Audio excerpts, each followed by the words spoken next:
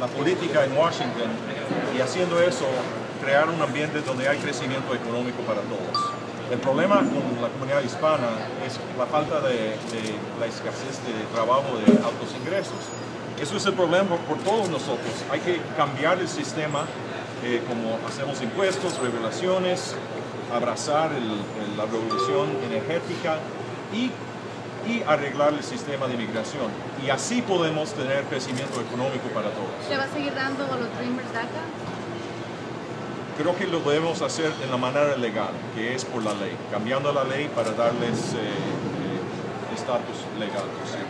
Talk to us about the Dreamers in English, please. The reason why this has been such a difficult subject for you over the past couple of days, do you feel like you can disagree with your brother on policy issues and still be loyal to him? I'm not a big guy going out of my way to be disagreeable or disagree with excuse me? I'm sorry, go ahead. I'm not, I don't go out of my way to disagree with my brother. I am loyal to him. I don't think it's necessary to go through every place where I disagree with him. As it relates to the Iraq War, I hope I was clear on where I stand. Governor, on the Iraq War, you mentioned you mentioned calling the families that died. Yeah. And that they didn't die in vain. Can you explain, was this war worth it and how? Yeah, it was worth it for those families. It was worth it for the people that made major sacrifices. In 2008, Iraq was stable.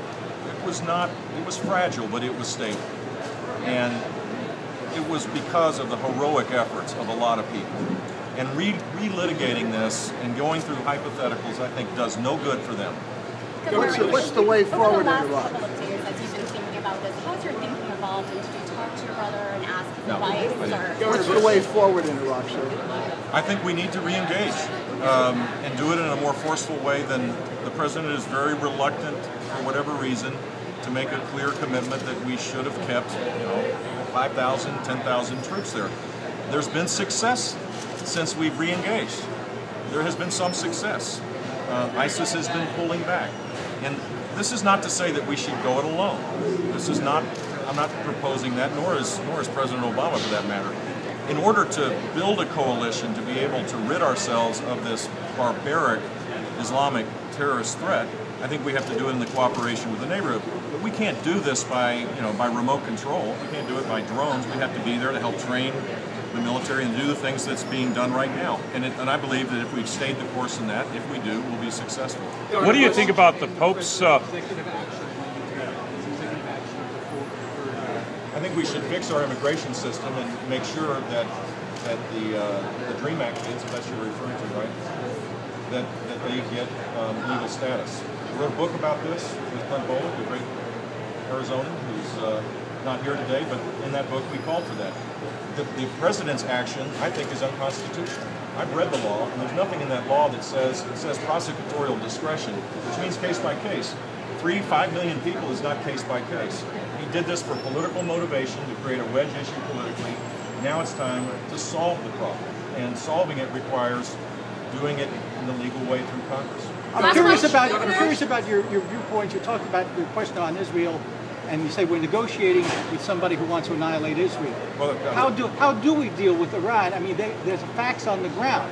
So if we're not going to talk to them, what do you suggest? Bombing them? I'm not suggesting that, and don't put words in my mouth. Okay, then what do you suggest? What I'm suggesting is that how can we negotiate in a comprehensive, and only as it relates to their capabilities to build a nuclear bomb, when they also have efforts to try to undermine the region using militias in Iraq, in Syria, in Lebanon, supporting Hamas again, and Yemen.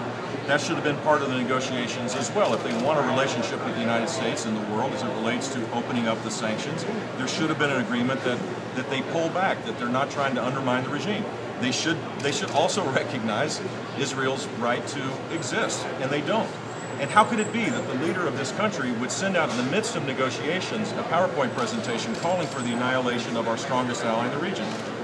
Doesn't that bother you a little bit? I mean, doesn't that create some sense that perhaps we're on the wrong path here? There's a way, I give the president credit. I wouldn't have done it, to be honest with you. I don't think I would have begun negotiations at all with Iran until they made concessions. But having done so, you got to give him credit for doing it. But he should have stuck with what the principles of those negotiations were from the beginning. But 5 years or 4 years of negotiations, what we've seen is the United States making concession after concession after concession, and the Iranians aren't doing anything. Governor, are you running for president? One more. Are you running for president? Excuse me? Are you running for president? I'm seriously considering it. Governor,